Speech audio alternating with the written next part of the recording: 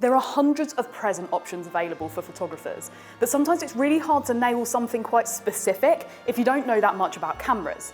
Today, I'm just going to give you a quick overview of a basic camera setup, so it might be a little bit easier for you to find a slightly personalised gift for that photographer in your life. Now I'm going to start off with the inside of the camera, and there's two main present ideas here. One is the memory where we store the images, and two are spare batteries. Now the battery's pretty easy to find. Normally there's a little compartment on the bottom, and there's normally a little flick switch or something like that where the battery will just pop out. On the back of the battery, you'll normally be able to check the name of it. So this is a Sony camera, this is a Sony MP-FZ1000. That code name will allow you to find it online and purchase a spare battery. Now, something to remember, there's normally a lot of third-party batteries available for all different makes. Sometimes they're good, sometimes they're not so great.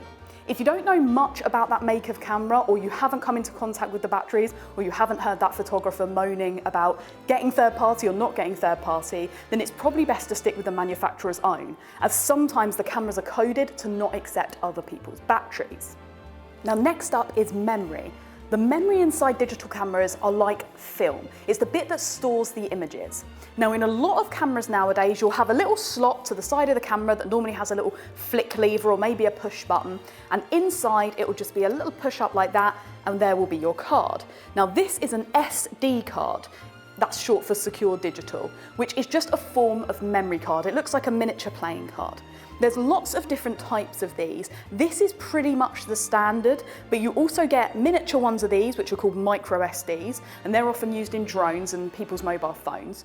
You get things called compact flashes, which are a little bit bigger, more square, and they fit into things like bigger DSLRs, the big chunky ones, and the more professional models. And there's a load of others like XQD. You may have heard your photographer talking about the different memory cards. It's super easy to check. You can either pop onto the manufacturer's website, you just have to find out what camera they've got, pop onto the website and check, it will specifically say on there, or take a look at their camera if you get a chance. You'll be able to tell, it will say it on the card itself.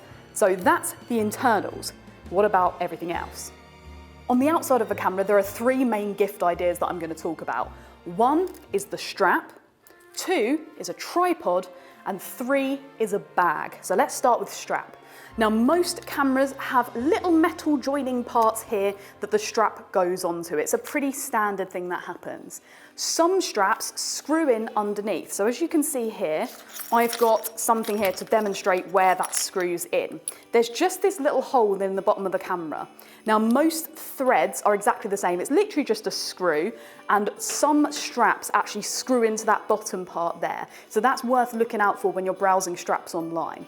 Most straps will fit most cameras, but it really does vary, so have a look online when buying those. The main thing to think about is the chunkiness of the strap. Think about the type of camera that you're buying for. If it's a big, heavy camera, make sure you get a slightly larger strap that can deal with the capacity, because otherwise they may snap, and that could cause some major problems.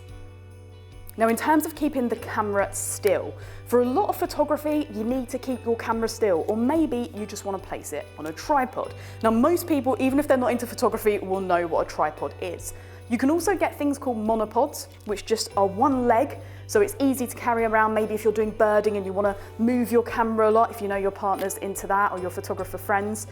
There's also little mini tripods that you can get, which go on top of tables. So maybe if it's someone who travels a lot, you've got someone who likes to go on holiday a lot, likes to take some snaps when they're out there, maybe a little miniature table tripod would be good for that. There are things like the Manfrotto Pixie. We'll put some links in the description below so you've got a chance to have a browse. So all of those will normally have a standard fit, and that will go straight into the bottom of their camera. So tripods are a nice, easy one.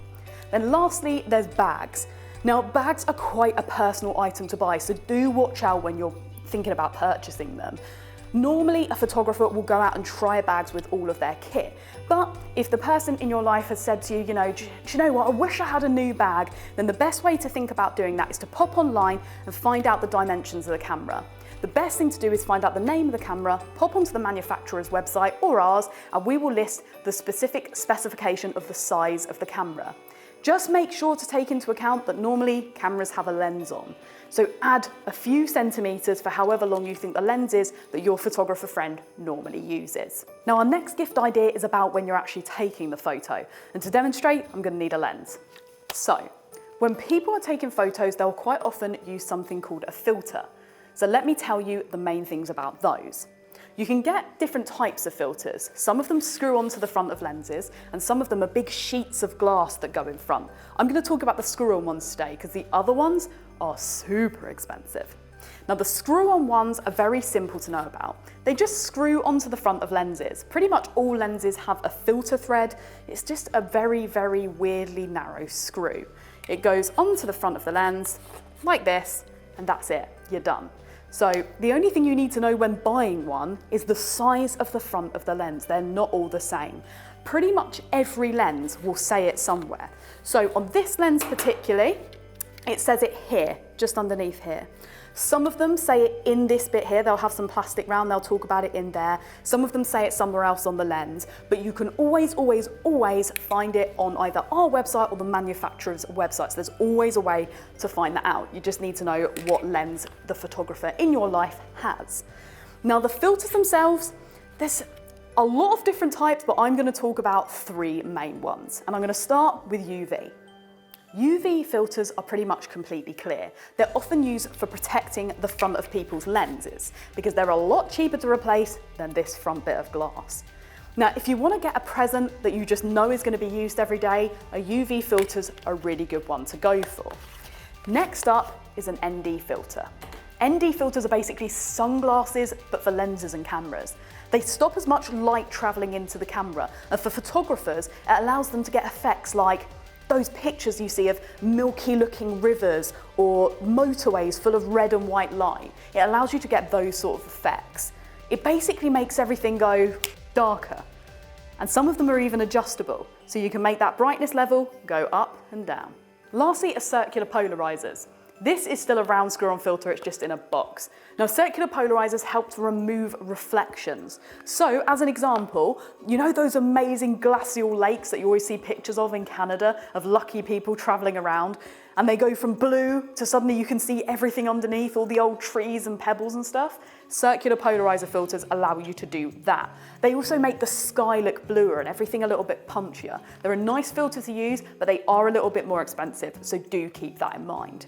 Now, lenses are a very important part of being a photographer, but not all photographers out there have cameras where you can change the lenses. So again, make sure you know the model of the camera that your photographer likes to use.